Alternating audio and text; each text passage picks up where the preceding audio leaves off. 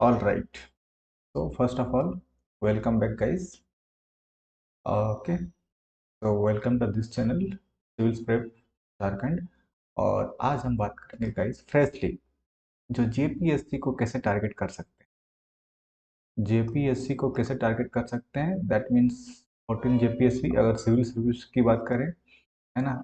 आगामी सीडीपीओ की बात करें, एसीएफ की बात करें और एफआरओ की बात करें, ठीक है। तो कोई सा भी एग्जाम हो, मोर और लेस, क्योंकि कंडक्टिंग बॉडी क्या है, हमारा एग्जाम कंडक्टिंग बॉडी है जेपीएससी। ऑलराइट। तो देखिए, जेपीएससी का स्ट्रेटजी क्या होना चाहिए, ठीक है। सबसे पहले एक ओवरऑल देख लीजिए डायग्राम, है ना। फिर हम क्या क्या टॉपिक पर डिस्कस करेंगे, सारा चीजें, है ना। कि कितना टाइम जेपीएससी का हॉलिस्टिक प्रिपरेशन के लिए कितना लग सकता है, कितना आइडियल आपका एक एफर्ट आपका पर आवर स्टडी आवर्स कितना लगना चाहिए, है ना। एक और प्रिपरेशन का दौरान कितना आपका, है ना, मिनिमम टाइम रिक्वायर्ड होता है इस एग्जाम क्लियर करने के लिए। और पीटी मेन साइकिल का क्या अप्रोच होना चाहिए, है, स्ट्रेटजी क्या होना चाहिए, क्या डिस्ट्रक्शन है, कितना कंसिस्टेंसी आपके पास मेंटेन होना चाहिए, कंपटीशन का लेवल क्या है ना। आपकी प्लानिंग कैसे होनी चाहिए, आपका सोर्स कैसे होना चाहिए, आंसर राइटिंग कैसे करेंगे आप, ठीक है। पीवाईक्यू कैसे डील करेंगे, आपका नोट्स कैसे होना चाहिए, है ना। ये सारी चीज़ें, आपका इंटेलिजेंस लेवल कैसा होता है, आपका कंपटीशन किस लोगों के साथ है, आईआईटीएन के साथ है, एनआईटीएन के साथ है, सारी चीज़ों पे हम अभी डिस्कस करेंगे। ऑलराइट। तो सबसे पहले बात करते हैं फ्रेंड्स, पहला हमारा जो है strategy guide to cracking JPSC exam. Okay, JPSC civil service exam.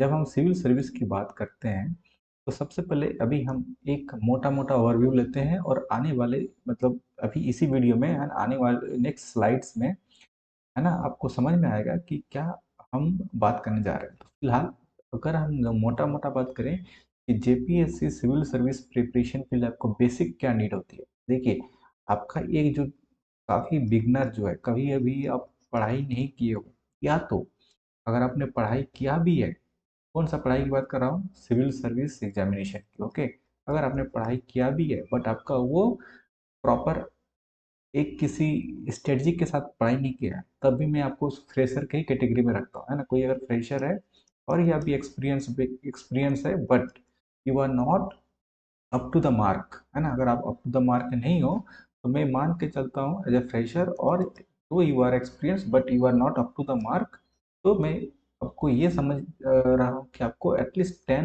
Month आपको लग जाता है किसी भी सिविल सर्विस एग्जामिनेशन के लिए।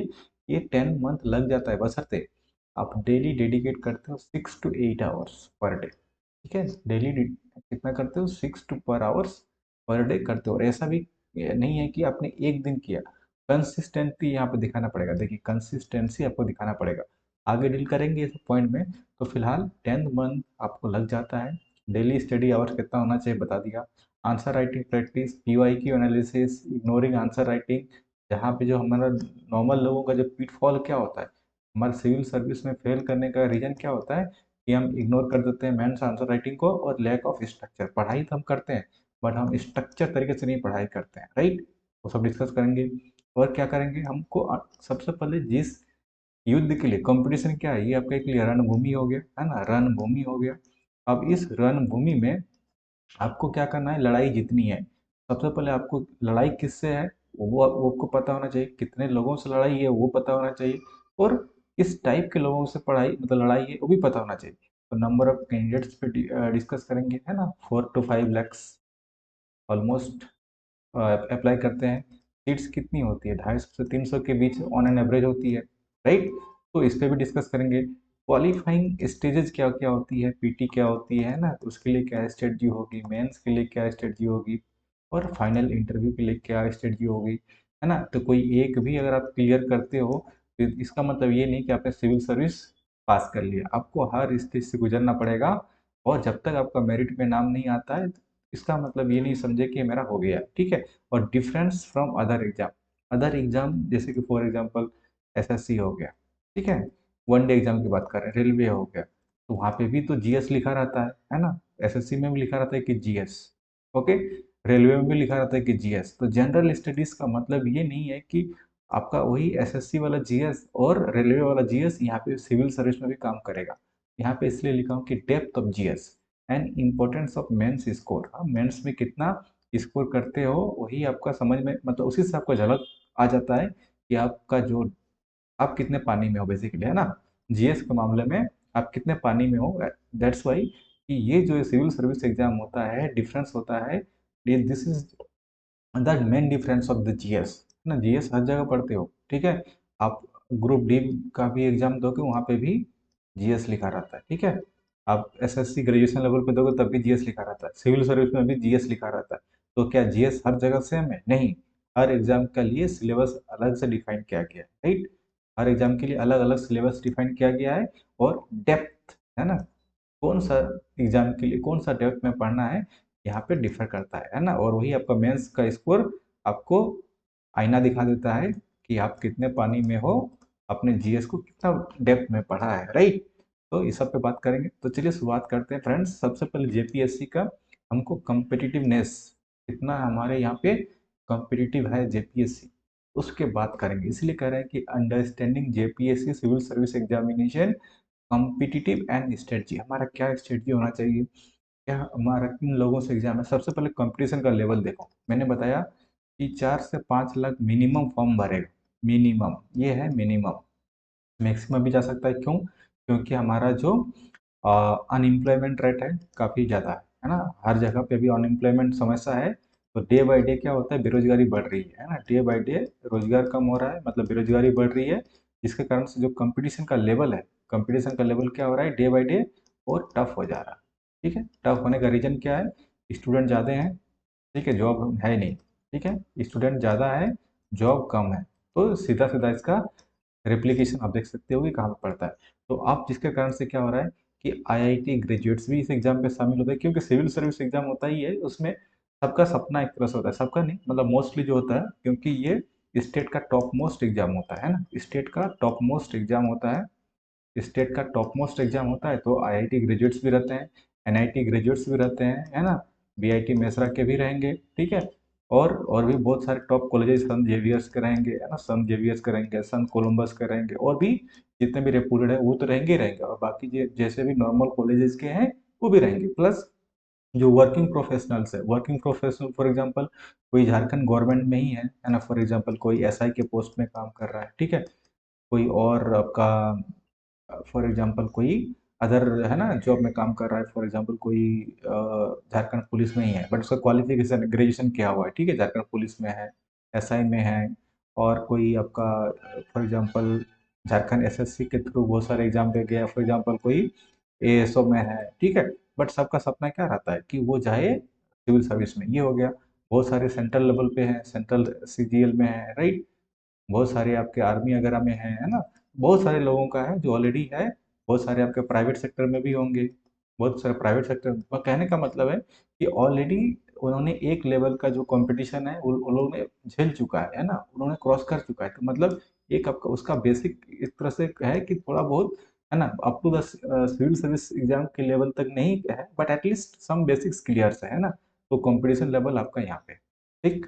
और कितने लोगों का देगा, मतलब से है, नंबर ऑफ एप्लीकेंट्स मैंने बताया कि 4 से 5 लैक्स होता है, और 250 से 300 पोस्ट होता है। तो इसमें अब हर हर लेवल पे आपका कंपटीशन होगा अलग अलग टाइप से। प्रीलिम्स, और ये एग्जाम 3 कैटेगरी में होता है ना, 3 स्टेजेज में होता है। पहले प्रीलिम्स, मेंस, पहला होगा प्रीलिम्स, सेकंड हो गया मेंस, थर्ड हो गया इंटरव्यू। प्रीलिम्स में भाई जितने लोगों ने फॉर्म डाल दिया है ना, फॉर्म अप्लाई कर दिया, सबको प्रीलिम्स देने का मौका मिलेगा, है ना। और डायरेक्टली मेंस करवा नहीं सकते हैं, क्यों? क्योंकि इतना भीड़ है ना, 5 लाख लोगों का मेंस तो होगा नहीं, है ना।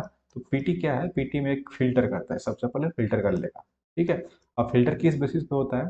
जनरली देखा जाता है कि मान के चलिए एग्जाम्पल ले लेते हैं, 100 सीट है, 100 सीट का एग्जाम्पल ले लेते हैं कि 100 वैकेंसी आई, ठीक है, जेपीएससी में। अब 100 का on an average 15 Guna, 15 times क्या होता है, पीटी में रिजल्ट दे देता है। मतलब 100 सीट है तो 1500 सीट होगा, आई मीन 1500 लोगों का क्या होगा, प्रीलिम्स का रिजल्ट आएगा। अब इस 1500 लोगों को मेंस में बैठने के लिए मौका मिलेगा, मेंस लिखने का मौका मिलेगा। दैट मीन्स कि प्रीलिम्स जस्ट ए आपका क्वालिफाइंग इन नेचर है ना, इसका मेरिट से कोई लेना देना नहीं, ओके। क्योंकि भीड़ बहुत ज़्यादा है, 5 लाख लोगों का मिनिमम है, ये नंबर बढ़ भी सकता है, घटेगा तो नहीं, बट श्योर।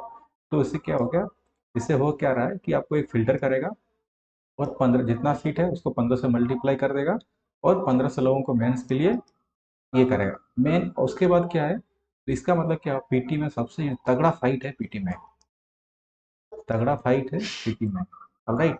तगड़ा फाइट पीटी में है। तो अगर आप ये 5 लाख का, है ना, 5 लाख का अगर 1500 निकालोगे, ये सीट बढ़ जाता है, रेशियो तो कुछ भी हो सकता है, मान के चलिए आपने 300 कर दिया, ठीक है, तो 300 मतलब यहाँ पे कर दिया, तो 15 टाइम्स मतलब क्या हो गया, 15 तिया 45, राइट। 15 तिया 45, 4500 लोगों को क्या करेगा, पीटी में पास कर दिया जाएगा, मतलब मेंस के लिए। तो तब भी ये रेशियो जो आता है ना, 1% से कम ही रहता है, ठीक है, ये 1% से ज़्यादा नहीं रहता, okay, is always less than 1%, ठीक है। तो इससे क्या हो गया कि आपका अगर 100 बच्चा है, 100 में आपका 1% मैक्सिमम आपका रिजल्ट होता है पीटी में, ठीक है। मैं अभी मेंस की जा ही नहीं रहा हूँ, फाइनल सिलेक्शन पे जा ही नहीं रहा हूँ, है ना, 1% का आपका पीटी में रिजल्ट होता है। और यही मेंस में जाते जाते, है ना, इंटरव्यू में जाते जाते इसका रेशियो आपका 0.5% तक सिलेक्शन तक आ जाता है। अगर आप टोटल नंबर काउंट करेंगे 5 lakhs का, तो ये आपका बहुत होता है, 1% भी सिलेक्शन नहीं होता है, राइट। तो इसका मतलब क्या हुआ कि कंपटीशन लेवल आप देख रहे हो। और यहाँ पे जो आपका एक तो ये हो गया प्रीलिम्स में सबको मौका मिलेगा, मेंस जो पीटी क्वालिफाई करेंगे इतने लोगों का, फिर इसका जो है 3 टाइम्स, है ना, आप 3 टाइम्स मतलब 3 से ये हो जाएगा, फिर 1500 लोगों को इंटरव्यू के लिए बुलाया जाएगा, 3 से डिवाइड कर दो, तो ये आपका प्रोसेस है। और यहाँ पे आपका जो फाइट होगा ये आपका टॉप माइंड्स के साथ। ऐसा भी नहीं है कि ये सब एग्जाम में आपका ये नहीं है कि ग्रुप डी के जो आपका ग्रुप डी लेवल का जो फाइट है ना, ग्रुप डी लेवल का फाइट है वो नहीं है, यहाँ पे आपका टॉप माइंड्स के साथ भी फाइट है। टॉप माइंड्स मैंने बताया कि IIT graduates, NIT graduates, some working professionals, तो फाइट भी है आपका, कोई एरा गैरा लोगों के साथ नहीं है। कंपटीशन लेवल भी टफ है ना, नंबर ऑफ एप्लीकेशन और जो सीट्स है उसका रेशियो भी काफ़ी कम है, राइट। ध्यान रखिएगा, तो सारी फैक्टर्स को आपको कंसिडर करना पड़ेगा जब आप सिविल सर्विस को देने की सोचते हो, है ना। सोचने से पहले समझ जाओ कि हमको किस लेवल का प्रिपरेशन करना है, किस टाइप का कंपटीशन लेवल है, किन किन लोगों से कंपटीशन है, कितने स्टेज से हमको गुजरना है, इतने सारे ध्यान में रखना पड़ेगा। और ये तभी आप इस एग्जाम में आओ, है ना। अदरवाइज आपको लगता है कि हम 3 स्टेज के लिए रेडी नहीं है ना, हम सिर्फ वन डे एग्जाम के लिए रेडी है, तो फिर इस एग्जाम पे आप मत आइए, ऑलराइट। अब हम बात कर लेते हैं सेकंड। अब डिस्टिंक्टिंग फीचर ऑफ जेपीएससी एग्जाम, अब ऐसा क्या है इस एग्जाम में, है ना, कोई भी सिविल सर्विस एग्जामिनेशन में। फॉर एग्जाम्पल और फॉर इंस्टांस हम एग्जाम्पल लेते हैं जेपीएससी एग्जाम। सबसे पहले जनरल स्टडीज की बात कर, मैंने थोड़ा सा आपको हिंट दे दिया था, ग्लिम्स दे दिया था कि जीएस जीएस आपका ग्रुप डी में भी रहता है, ठीक है। ग्रुप डी भी एग्जाम में जीएस रहता है, बट क्या कि सेम जीएस यहाँ पे भी काम आएगा, बिल्कुल नहीं, ठीक है। सेम जीएस बिल्कुल काम नहीं आएगा, क्या सेंट्रल जो सीजीएल में पढ़ते हो वन डे एग्जाम के लिए, है ना, सीजीएल के लिए, या तो एस जेएसएस सीजीएल के लिए, वो भी काम आएगा, बिल्कुल नहीं। कुछ हद तक काम आएगा, ऐसा भी नहीं बिल्कुल नहीं आएगा, कुछ हद तक काम आएगा। इसका मतलब क्या कि जो लूसेंट है, लूसेंट में भी जीएस लिखा रहता है, मतलब जीएस के लिए है, तो लूसेंट आपका काम आएगा सिविल सर्विस एग्जाम में, नहीं बिल्कुल नहीं आएगा, ठीक है। तो कहने का मतलब ये है कि डेप्थ ऑफ जो है कि आपका डीपर एनालिसिस होना चाहिए। और डीपर एनालिसिस कहाँ से आएगा, वो आपका आएगा standard books, okay, NCERTs, okay. और कहीं जो कोचिंग कर भी रहे हो, अगर कोचिंग लेते हो, तो जहाँ पे उस टीचर का कितना मतलब डीपर नॉलेज है ना, टीचर का कितना डीपर नॉलेज है, ओके, वो भी मैटर करता है, क्योंकि जब सामने वाला का ही नॉलेज नहीं है तो आपको क्या देगा, as simple as that, okay. Similarly conceptual of understanding, कुछ टॉपिक है ना, कि आपको टॉपिक का अंडरस्टैंडिंग, क्योंकि देखिए सिविल सर्विस में क्या होता है कि आप क्वेश्चन, ये जरूरी नहीं है कि जो पढ़ के जाएंगे वही आएगा, ठीक है, जो पढ़ के जाएंगे वही आएगा, ठीक है। वो आएगा भी तो आपके लिए 40 मार्क्स के लिए पूछेगा, जेपीएससी का क्या है, 40 मार्क्स में पूछेगा, 32 मार्क्स में पूछेगा, तो इतने बड़े नंबर के लिए आपका आंसर, जब तक आपके पास डीपर एनालिसिस नहीं होगा, जब तक आपके पास कॉन्सेप्चुअल अंडरस्टैंडिंग क्लैरिटी नहीं होगा, you will not be able to write the answer. आपको लगता है कि आप बताइए कि लुसेंट में कोई सा भी ऐसा टॉपिक, कोई एक टॉपिक बता दीजिए कि जिससे आपका 40 मार्क्स का क्वेश्चन को हैंडल कर सकते हैं।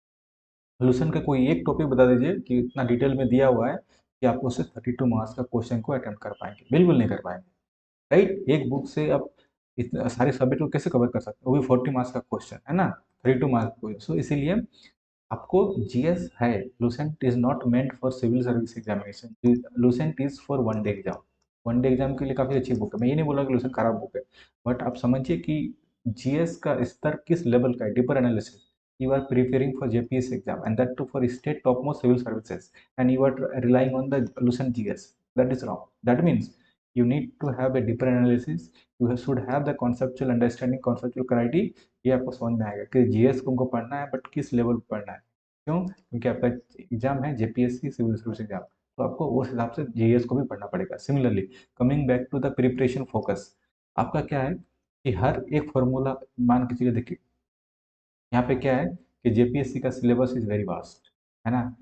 Yes, as compare to other state PCS, JPSC syllabus is very vast. तो आपका कुछ ऐसा फिक्स टॉपिक करना पड़ेगा और उसमें मास्टरी करना पड़ेगा। तो यही आपका स्ट्रेटजी का पार्ट हो जाता है कि कौन सा टॉपिक को प्रिपेयर करें, किस किस डेप्थ में जाकर प्रिपेयर करें, किस डीपर एनालिसिस के साथ करें, कितना उस टॉपिक को आपको गहराई में जाना है। That you need to prepare and you should aware of it. Then answer writing skills, ये आपका आंसर राइटिंग स्किल जब तक नहीं करोगे, तो फिर आपका, मैं बार बार बोल रहा हूँ कि आपका कंपटीशन किससे है, आईआईटी ग्रेजुएट से, एनआईटी ग्रेजुएट से, अदर गुड कॉलेजेस, सन जेवियर, सन कोलंबस, है ना, वर्किंग प्रोफेशनल्स, इस लोगों से है। प्लस मतलब ये दैट मीन्स कि ये सब क्या है, ऑलरेडी ये, है ना, एक तरह से अच्छे माइंड के लोग हैं, है ना, बेटर माइंड, है ना, आपका जो फाइट है बेटर लोगों से है ना, ऐसा नहीं एरा गैरा से किसी कंपटीशन है ही नहीं यहाँ पे। ओके, तो आपको यहाँ से आंसर राइटिंग क्या करना पड़ेगा, इम्प्रूव करना पड़ेगा। ठीक है, इम्प्रूव करना पड़ेगा।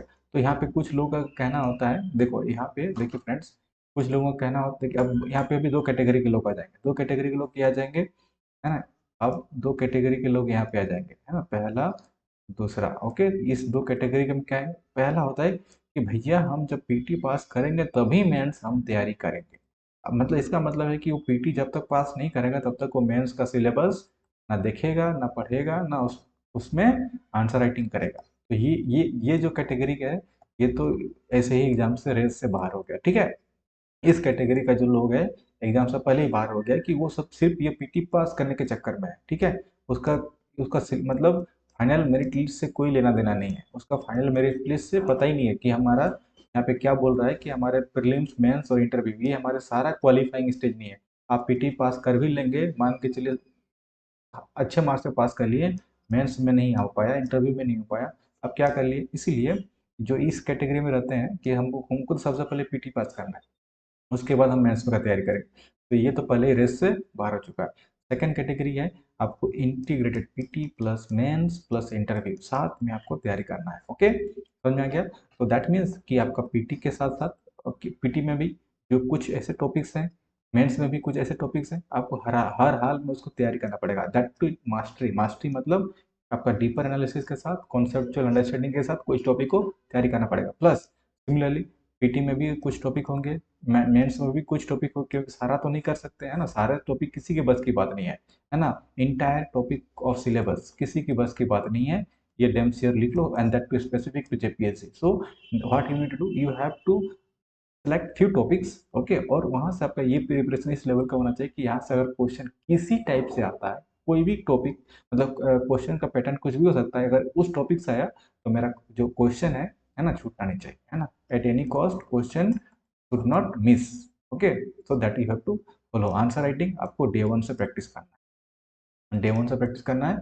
उसके बाद आपका मेंस स्कोर और फाइनल लिस्ट क्राइटेरिया मैंने आपको बता दिया कि इस तीनों का, है ना, जो PT plus mains plus interview, PT is just in qualifying in nature और भीड़ भीड़ को आपको हटाने के लिए। ठीक है, और यहाँ पे आपका 1% से ही कम आपका सिलेक्शन होता है ना। एग्जाम्पल मैंने बता दिया कि कितने नंबर्स हैं और कितना सिलेक्शन होता है। ऑलराइट, सिर्फ 15 गुना आपका सिलेक्शन होता है।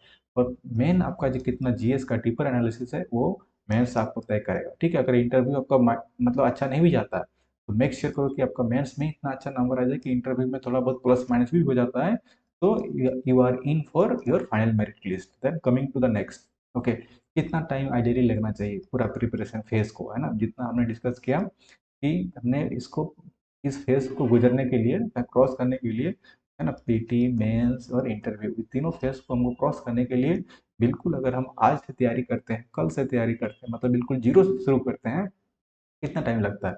तो देखिए एक आइडियल सिनारियो में आपको मिनिमम 10 मंथ्स तो लगेगा। क्यों? क्योंकि आपको ऐसा नहीं पढ़ना है, लूसेंट सिर्फ नहीं पढ़ना है, एग्जाम्पल दिया है, लूसेंट लेवल पे नहीं पढ़ना है, you have to have some deeper analysis, okay, deeper analysis, deeper understanding, okay. तो उसके लिए आपको तो टाइम तो देना पड़ेगा। और दैट टू ऐसा नहीं है कि आपने एक दिन 6 घंटा पढ़ा, है ना, और 10 दिन के लिए आप मनाली घूमने के लिए चले गए, ठीक है, मनाली घूमने के लिए चले गए, ऐसा भी नहीं है। आपको 10 मंथ्स प्रॉपर स्टिक रहना पड़ेगा अपने प्लान के साथ। That means you should have consistency, okay. आपका consistent effort 10 10 months, with that to 6 hours at least starting में आपको लगेगा। और जैसे जैसे एग्जाम आपके क्लोज आएगा, that you have to increase as well. For example कभी अपने 8 आवर्स 10 आवर्स पढ़ना पड़ेगा जब एग्जाम नियर हो, ओके। बट स्टार्टिंग में एटलीस्ट आपको 6 आवर देना पड़ेगा, and that too for 10 months. तो ऐसा भी नहीं है पीसीएस, ऐसा भी नहीं है कि पीसीएस एक हवा है, निकाला नहीं जा सकता है, निकाला जा सकता है, बशर्ते खुद से आपका सेल्फ स्टडी करना पड़ेगा, सेल्फ स्टडी करना पड़ेगा, है ना। और मैंने बताया कि जो टॉपिक का डीपर एनालिसिस लेना पड़ेगा आपको, है ना, टॉपिक का डीपर एनालिसिस, ओके। है उसके लिए आपको सेल्फ स्टडी अगर करने के लिए रेडी हो तभी आप कर सकते हो। किसी का नोट्स के भरोसे रहोगे, यू आर गॉन, है ना, लूसेंट के भरोसे रहोगे, यू आर गॉन। ठीक है, जब तक आप बेसिक एनसीईआरटीज और स्टैंडर्ड बुक नहीं पढ़ोगे, डेली 6 आवर आपका कैपेसिटी नहीं है, या तो आप 10 महीना इस प्रोसेस में नहीं गुजार सकते हो, तो आप एग्जाम में मत आइए, ठीक है। और यहाँ पे नेक्स्ट पॉइंट ये है कि की इनसाइट, उसके बाद मैं बताऊंगा अभी कि और चीज़ें क्या करनी है। की इनसाइट, डिलीजेंस ओवर इंटेलिजेंस, यहाँ पे भाई हमको आईआईटी जेई जैसा एग्जाम नहीं है, है ना, आईआईटी जेई नहीं है कि आपको बहुत सारे कॉन्सेप्ट लग रहे हैं मैथ्स के, इंटीग्रेशन क्या होता है, डिफरेंशिएशन क्या होता है ना, डीवाई अपॉन डीएक्स क्या होता है, ठीक है, डबल इंटीग्रेशन क्या होता है, एरिया ऑफ कर्व कैसे निकालते हैं, राइट, वो सब नहीं करना है। परमुटेशन कॉम्बिनेशन क्या है, ओके, प्रोबेबिलिटी क्या है, मतलब बहुत सारे हेवी कॉन्सेप्ट नहीं लगेंगे। इसीलिए कह रहे हैं कि आपको इंटेलिजेंस नहीं चाहिए, आपको चाहिए डिलीजेंस। मतलब डिलीजेंस का मतलब एक एक ड्यू प्रोसेस को फॉलो करना पड़ेगा, है ना, ड्यू प्रोसेस को फॉलो करना पड़ेगा, ठीक है। That means you should have some consistency, you should have some plan, और उस प्लान के तहत आपको स्ट्रिक्ट रहना पड़ेगा, है ना, और उसको डेली डेली एग्जीक्यूट करना पड़ेगा, है ना, डे बाई डे जैसे डेली आप पढ़ते हो डेली एग्जीक्यूट करना पड़ेगा, ओके। तभी इस प्रोसेस में आइए। उसके बाद बात आती है कि स्टडी मटेरियल फोकस क्या क्या होना चाहिए। आपका एग्जैक्ट अप टू डेट मतलब आपका नोट्स होना चाहिए। फॉर एग्जांपल इकोनॉमिक सर्वे, ठीक है, अगर आप इकोनॉमिक सर्वे पढ़ते हो, और सिर्फ पढ़ना नहीं, अगेन मैं वही बता रहा हूँ कि इसका पढ़ना नहीं होता है, डीपर एनालिसिस, डीपर एनालिसिस कर लेते हो, तो इकोनॉमिक सर्वे ही आपका 20% of whole syllabus, not only economy, आपका होल सिलेबस कवर कर देगा, 20% विथ, जो कि कोई नहीं करना चाहता है ना। तो ये इकोनॉमिक सर्वे आपका ऑलमोस्ट 650 to 700 पेज का होता है। मतलब एक तरह से आप एक बुक ही मान के चलो, ठीक, लक्ष्मीकांत वगैरह जैसा बुक होता है उतना एक मोटा बुक हो जाएगा, है ना। तो आपका 20% सिलेबस कवर हो जाता है, जिसमें आपका झारखंड का ज्योग्राफी हो गया, जैसे फॉर एग्जाम्पल है ना, क्लाइमेट कंडीशन वगैरह जितना भी है, एग्रीकल्चर कवर हो जाएगा, है ना, पॉलिटी जैसे पंचायती राज वाला कवर हो जाएगा, ऑलराइट, गवर्नमेंट का स्कीम्स प्लानिंग का हो जाएगा, और नॉर्मल जो इकोनॉमी है वो तो कवर हो ही जाएगा। कहने का मतलब है कि अगर आप इस टाइप का प्लान करके स्ट्रेटजी के साथ, है ना, प्रॉपर गाइड लेते हो जो कि इस प्रोसेस को अच्छे से समझता है, ठीक है, तो आपका डेफिनेटली इस एग्जाम को क्लियर किया जा सकता है ना, 10 मंथ से। बट आपके पास अपडेटेड नोट्स, और notes is not the note, notes का मतलब ये नहीं कि कोई क्लेम कर रहा है कि मेरा नोट्स पढ़ लो तो आपका सिलेक्शन हो जाएगा। जैसे कि मैंने बताया कि इकोनॉमिक सर्वे का, ठीक है, सिमिलरली बजट हो गया, बजट भी पढ़ेंगे तो वहाँ पे भी से आपका बहुत सारा सिलेबस कवर हो जाएगा। अगर आप अपडेटेड नोट्स का मतलब ये होगा कि जो करंट ट्रेंड जो चल रहा है ना, करंट में क्या क्वेश्चन पूछ सकता है ना, क्या क्या नेचर है एग्जामिनेशन का, पास्ट रिसेंट टाइम्स में किस टाइप के क्वेश्चन पूछे गए हैं, इसका मतलब अपडेटेड नोट्स का मतलब ये होता है, ठीक है। सिर्फ आपका नोट्स बोलने से अपडेटेड नहीं होता है, देन आपका स्ट्रेटजी ऑफ एडेप्टेशन, आप किस हिसाब से इस एग्जाम को स्ट्रेटजी को बना पा रहे हो, ठीक है। इसमें आपका बहुत सारे, है ना, 3R मैंने आपको बताया था एक फॉर्मूला, ठीक है, रीड रिवाइज रिकॉल डेली करना पड़ेगा आपको, ठीक है, या तो किसी एक फ्रीक्वेंसी में करना पड़ेगा, है ना, कि मान के चलिए आपको 1 वीक का प्लान है, तो जितना भी 1 वीक में आपने रीड किया है उसका रिवाइज करो, उसको रिकॉल करो। तो ये आप अपने हिसाब से सेट कर सकते हो। इसका मतलब यहाँ पे आपको टेस्ट ही लगाने की जरूरत है, तभी तो आप समझ पाओगे कि मेरे को जितना एक एक सप्ताह में पढ़ा है, एक महीना में पढ़ा है, 10 दिन में पढ़ा है, क्या वो रिकॉल हो पा रहा है, नहीं हो पा रहा है। ठीक, इसीलिए आपको क्या करना पड़ेगा, PYQ का या तो MCQ का रिवाइज करना पड़ेगा, लगाना पड़ेगा, आंसर राइटिंग करना पड़ेगा। प्रैक्टिस ही आपको बचा सकता है। 10 मंथ्स का जो जर्नी है ये आपको काफ़ी पेनफुल होने वाला है। ठीक है, उसके बाद ही आपको फ्रूट मिलेगा। तो कहता है ना, जितना ज़्यादा पेन उतना ज़्यादा गेन। ठीक है, अगर तो सिंपल अगर आप ये आपसे मैं बात करूं, सिंपल अगर मैं ये बात करूं, इफ़ नो पेन, कोई अगर आपको दर्द नहीं है, हो रहा है, तो नो गेन। तो आप इसे उम्मीद भी मत कीजिए कि कोई मुझे कुछ ऐसा मिलेगा। ठीक है, नो पेन मतलब नो गेन। और जितना ज़्यादा pain, if you are putting more effort, more energy, more pain, ठीक है, तो ये आपका मोर गेन। ठीक है, तो ये चीज़ें हैं, जितना आप अपने आप को झोंक दोगे इस एग्जाम में, है ना, तो उतनी आपकी चांसेस प्रोबेबिलिटी हो जाती है करने का। तो इसीलिए आपका स्ट्रेटजी, आपका अपडेट नोट्स, है ना, आंसर राइटिंग, PY के एनालिसिस, ये 10 मंथ्स कर लीजिए। मैं आपको लिख के देता हूँ कि आपका PCS किसी भी PCS का नहीं रुकेगा। ठीक है, not only JPSC, you can try other PCS, for example BPSC भी ट्राई कर सकते हो, वहाँ पे भी आपका हो जाएगा। यूपी PCS करेंगे वहाँ पे भी हो जाएगा। और इतना करने के बाद आपका बेसिक फाउंडेशन क्लियर हो जाएगा, तो you can try UPSC as well. Okay, but जो बताया उस डीपर एनालिसिस के साथ पढ़ना पड़ेगा। इट्स नॉट दैट कि आपने लूसेंट, एग्जाम्पल बार बार लूसेंट इसलिए ले रहा हूँ कि एक मतलब ट्रेंड होता है कि भाई लूसेंट पढ़ लिया, GS सब कुछ है तो कवर हो जाएगा, है ना। ऐसे GS लूसेंट अच्छी बुक है, मैं ये नहीं बोल रहा हूँ, बट एग्जाम सिविल सर्विस के लिए नहीं है। ऑल राइट, तो चलिए अब इस एग्जाम को हम कैसे ओवरकम करेंगे, JPSC एग्जाम को, इस चैलेंज को। ठीक है, तो सबसे पहले इस चैलेंज को आपको क्या करना पड़ेगा, स्ट्रक्चर स्टडी अप्रोच करना पड़ेगा। ठीक है, planning and consistency is the important thing. आप प्लानिंग में आपके तहत कौन सा टॉपिक को करना है, कितना डेप्थ में करना है, इस है ना, कब स्टार्ट कहाँ से करना है।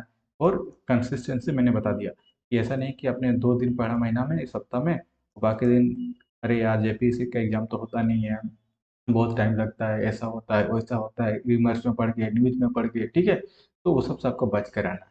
आपको पता है आज नहीं कल JPSC एग्जाम होगा ही होगा, है ना। तो क्योंकि झारखंड में इरेगुलरिटी ज़्यादा है, तो आपका भी ध्यान भटक सकता है ना।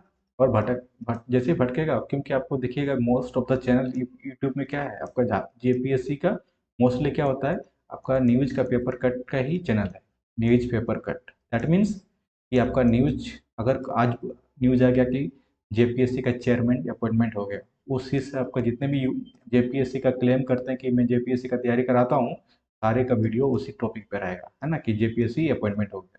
सिमिलरली ये अगर अगर JPSC छुट्टी पे जा रहा है चेयरमैन, है ना, एग्जांपल दे रहा हूँ, JPSC का एग्जाम छुट्टी पे भी जा रहा है, तो आपको सारे वीडियो यूट्यूब में मिलेगा कि JPSC का चेयरमैन छुट्टी पे चला गया। लेकिन कोई ये सब पढ़ाने के लिए रेडी नहीं है, आपको एक भी वीडियो, आपको जो क्वालिटी वीडियो देखने को नहीं मिलेगा। तो इसीलिए आपको कंसिस्टेंसी मेंटेन करने के लिए इस सब से दूर रहना है। ओके, प्लानिंग करके साथ, उसके बाद आंसर राइटिंग सीरियस होकर करना है, प्रैक्टिस करना है। अगर किसी को कोई डाउट है तो हमारे इस नंबर से आप जुड़ सकते हो। यहाँ पे हमको, अगर सही नंबर पे जुड़ गए बच्चे, अगर अच्छा खासा नंबर आ गया है ना, तो आपके लिए सेपरेट बैच भी बनाया जा सकता है। ठीक है, बट वो नंबर पे डिपेंड करता है कि कितने बच्चे इंटरेस्टेड हैं। ओके, इस चैलेंज को फेस करने के लिए, इस JPSC चैलेंज को फेस करने के लिए, जो कि वही जो अफवाहें, जो रिमर्स वाले बच्चे नहीं चाहिए, जो सिविल सर्विस को समझते हैं और सीरियस है, सीरियसली प्रैक्टिस करना चाहते हैं, तो हमारे साथ जुड़ सकते हैं आप। फिर कुछ टॉपिक्स, फॉर एग्जांपल झारखंड का हिस्ट्री, झारखंड का पॉलिटी, इकोनॉमी, तो ये सबको आपको पता है कि यहाँ से हमारा डायरेक्ट क्वेश्चन आता है। लेकिन क्वेश्चन तो आता ही पता है, लेकिन वही अगेन आप कहाँ पे फेल कर जाते हो कि उसका डीपर एनालिसिस है आपके पास, इकोनॉमी का, पॉलिटी का, है ना। इकोनॉमी का मतलब अगेन इकोनॉमी सर्वे का आपको पूरा पूरा आपको ढंग से पढ़ा है नहीं पढ़ा है ना, पॉलिटी को भी पढ़ा है नहीं पढ़ा है। तो ये सब चीज़ें हैं। तो अब कंपटीशन का जो अवेयरनेस है कंपटीशन का, तो है ना, अंडर एस्टिमेट मत कीजिए आप इसको। मैंने बताया कि यहाँ पे बहुत सारे IIT मिलेंगे, बहुत सारे BIT मेसरा के मिलेंगे, NIT के मिलेंगे, टॉप कॉलेज के मिलेंगे, बहुत सारे जो है UPSC के भी एस्पिरेंट मिलेंगे।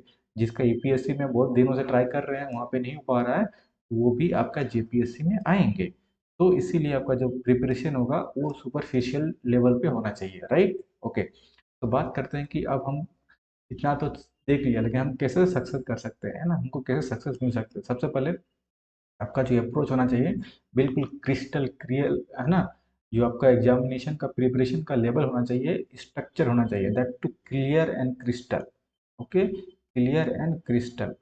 यहाँ पे आपको एक बार आपने इस प्रोसेस में आ गया तो फिर आप पीछे मुड़ने का मत सोचिए, क्योंकि आपको जब सोच लिया, ठान लिया है कि इस मैदान को हमको फतह करना है, इस जंग को फतह करना है, तो एंश्योर कीजिए कि focused and efficient study lesson sessions. Okay, तो क्या करना है आपको, जब भी पढ़िए, अगर 6 आवर अपने डिवोट कर रहे हैं तो 6 आवर्स में सिर्फ अपना कोई इनपुट नहीं देखना, मतलब देना है। इनपुट के साथ साथ देखिए कि आपके आउटकम आउटपुट है, आउटकम क्या मिल रहा है।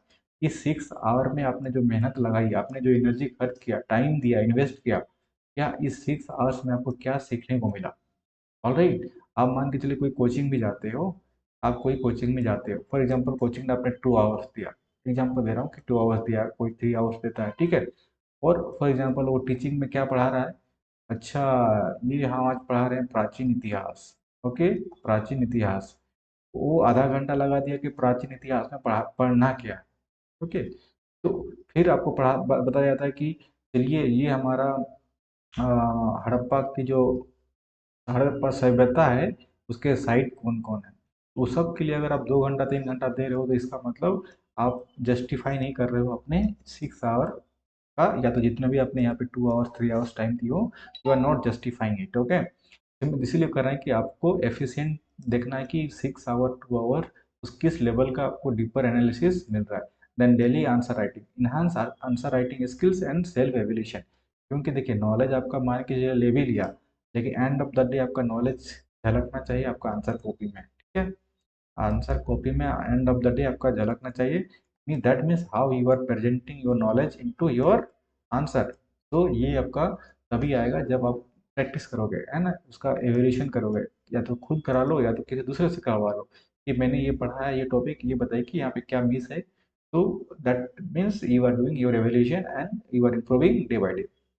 Avoid distraction, maintain study momentum and focus. वही कह रहे हैं कि झारखंड में न्यूज अब अफवाहें हैं, इसलिए कुछ हद तक वो भी लोग भी सही है ना, कि सही टाइम पे एग्जाम नहीं होता है, वो है वो अपने जगह पे है, लेकिन जेपीएससी एग्जाम लेगा ही, इतना तो पता है ना, बोले आज नहीं लेगा, है ना, 10 दिन बाद लेगा, 2 महीना बाद लेगा, 5 महीना बाद लेगा, 10 महीना बाद लेगा, ठीक है, एग्जाम तो होगा ना, वो नहीं है। तो फिर आपको एक मोमेंटम बरकरार रखना है, then consistency for 10 months, build long term retention and discipline, वही आपको बचा सकता है। ठीक है, मेन है कि आप कैसे चीज़ों को लिखते हो, है ना। एक कीवर्ड स्पेसिफिक होता है ना, किसी भी टर्म को लिखने के लिए कीवर्ड होता है, उस कीवर्ड को आपको उस प्रेजेंटेशन पे लाना पड़ेगा, ठीक है। वो यही सब चीज़ें आपको बचा सकता है। तो आई होप कि जितने भी चीज़ें हैं फ्रेशर्स के लिए या तो एक्सपीरियंस के लिए, और एक ट्रैप होता है, उस ट्रैप में मत पड़ जाना, है ना। ये ट्रैप क्या है कि ये पीटी अगर आप मान के चलिए क्लियर कर लिया, ठीक है, मेंस में आके मेंस भी क्लियर कर ले रहे हैं, लेकिन क्या कर रहे हैं, सिर्फ आप कट ऑफ मार्क्स से क्रॉस कर रहे हैं, ठीक है। तो कट ऑफ मार्क्स से जब क्रॉस करेंगे ना तो आपका भी मेरिट लिस्ट में नाम नहीं आएगा।